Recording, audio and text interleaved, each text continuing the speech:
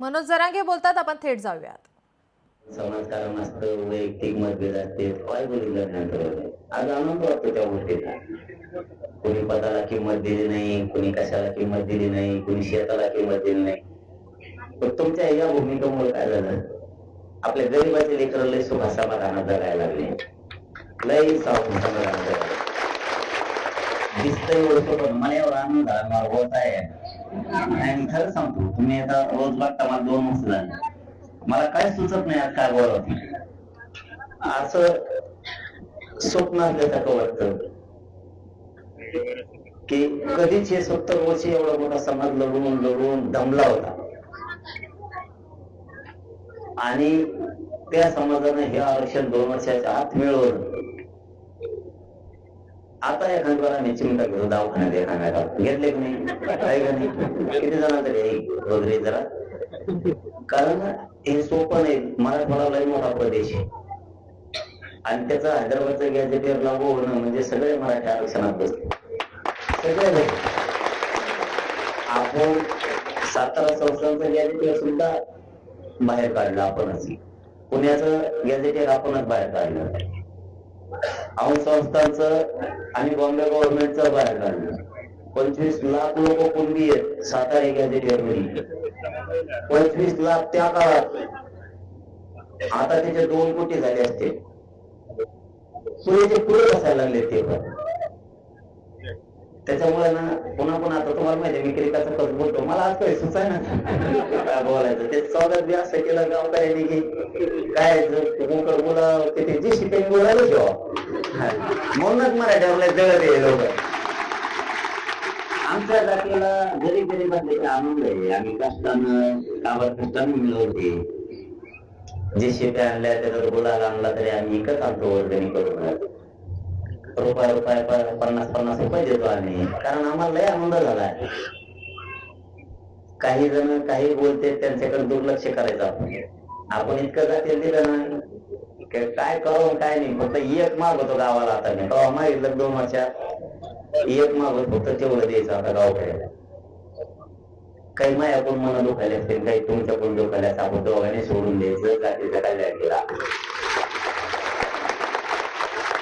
आता तुम्ही गावकरी मला, मी गावकरी झालो आणि मग मी गावकरी झाला मला आपलं थोडंफार झालंच असणार आहे, नाही असं नाही ना. आजपासून मोठ्या मनाने सगळ्यांनी विसरून जायचं, कोणीच काय मनात ठेवायचं नाही, मागचं सुद्धा आणि पुढचंही. किती मोठी चूक झाली असली तरी पण, कारण आपण रडत पडत लढत शेवटी आपल्या जातीला न मिळणारा मिळून दिलं. खूप जणांच्या हातात टेकले होते, काय काय म्हणायचे मराठ्याला कवा ओबीसीचं आरक्षण मिळू शकत नाही. हेच आता जे आपल्या विरोधात म्हणजे जे चुकीचं आहे तेच म्हणायचे, कवा मराठा एक येऊ शकत नाही असं म्हणायचे.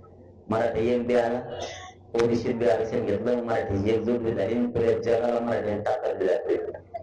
याच्यात लावून धरण्यात मोलाचा वाटा अंतर्गतवाली गावचा आहे, मोलाचा वाटा. तुम्ही लावून धरलं म्हणून हे टिकवता, तुम्ही सगळ्यांना लावून धरलं आणि मावल्या मावशीने तर मंडपच नाही सोडा. माणसं कोण करायला गेलं तर मावश्या बसल्याला आहे का माणसा विरोधी म्हणायला कोणाला नाही, तर इतकं रक्त सांगल्यावर कोणी नाही येत भाऊ, कोणामध्ये नको. आता तिकडं लई टोली बसतेत लय म्हणजे हे म्हणले आता जीव गेला तरी हरकत नाही, पण मराठ्याला आरक्षण द्यायचं माग हटायला. असल्या महिला तुमचा एवढा आदर्श घेतला ना, असल्या कट्टर महिला महाराष्ट्राने पाहिलेले बघितले.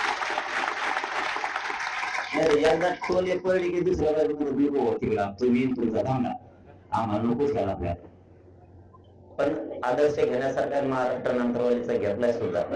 इतक्या महिला लागू सुद्धा लढू शकतात. हे ज्यावेळेस महाराष्ट्रातल्या आपल्या मायमाऊलीच्या लक्षात आलं, आंतरवालीच्या रक्त सांडलेल्या मायमाऊलीच्या खांद्याला खांदा लावून करोडो महिला उभा राहिला राज्यातल्या. म्हणून आपण सगळ्यात लढलो. हे सगळं श्रेय गरीब मराठ्याचं, कोणाचं नाही दुसऱ्याचं. गरीब मराठ्याचं त्यांना आपण ते देऊन टाकलं. आता आंतरवालीला शेवटी विजयाचा गुलाब उधळलाच, हाटलेच नाही. लई काड्या घालायचा प्रयत्न केला, काय केला, काड्या नाही कोड्या नाही काही नाही, त्या मी आमचं नंतर बघू म्हणायचे. मला देऊन म्हणायचे गाव म्हणल्यावर भाऊ भाऊ येतं बोलली तरी झालं तरी तिकडं व्हायचं, इकडं आले म्हणायचं आम्ही दोघं समज. हे प्रेम सोपं नव्हतं. आज मी स्पष्ट बोलायला लागलो हे सोपं नव्हतं.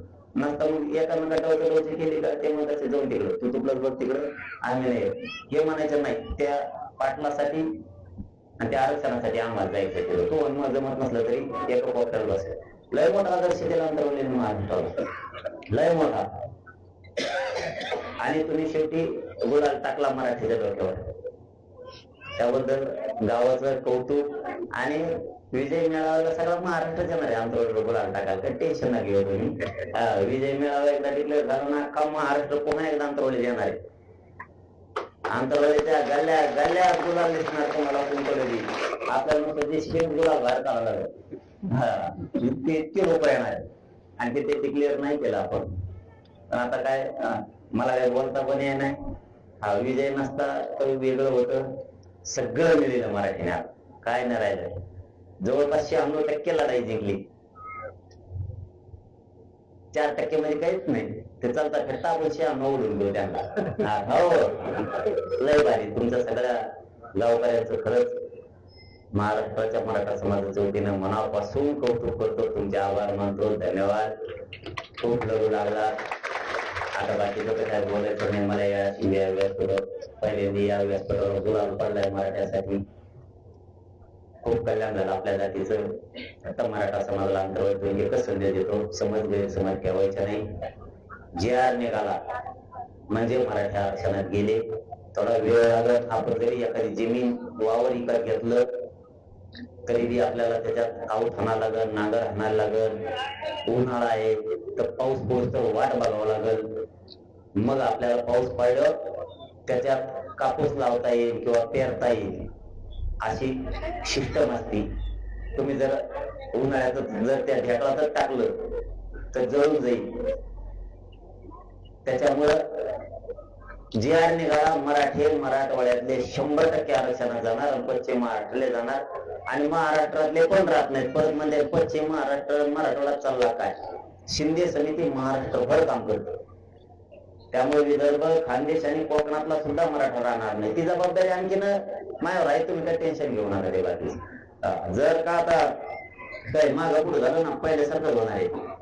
बंद गावात यायचं महाराष्ट्रभर. एका मंत्र्याला नेत्याला फिरवून देत नाहीत महाराष्ट्र कुठं. त्यामुळे तुमचं पुन्हा एकदा मनापासून कौतुक करतो गावकऱ्याचं. तुमचं मनापासून आभार. आता तुला बोलायलाच काही नाही. त्याच्यावर बोलावं तरी काय. आरक्षण मिळालं त्याच्यामुळं आरक्षण कसं काय देत नाही असं म्हणावं दिलं काही कळलं. आणि गावकऱ्यांनी इतकं आज विकेल नाचार मी म्हणलो होतो हार तुरे काहीच नको विचारा त्यांना. हार नाही तुरे नाही गुलाल नाही काय नाही काहीच नाही. पण ते आणलंच. त्याच्यामुळे लय भारावून गेल्यामुळे जास्त बोलताय. आणि बोलायचा उद्या बोलव आज लयच भारावून गेलो मी. आनंद इतकं झाला मला की आरक्षण मिळाल्यामुळं लय आनंद झाला. सगळ्यांचे खूप खूप धन्यवाद. जय शिवराय सगळ्यांना.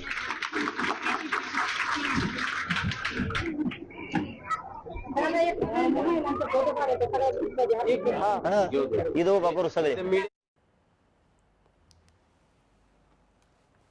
मनोज जरांगे यावेळी बोलत होते. विजय मेळाव्याला महाराष्ट्र अंतरवालीत येईन. मराठ्यांनी 96% लढाई जिंकली, 4% लढाई बाकी आहे.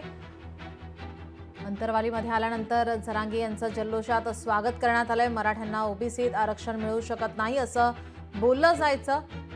मराठी एकही झाले आणि आरक्षणही मिळून दाखवलं असं जरांगे यांनी यावेळी म्हटलंय.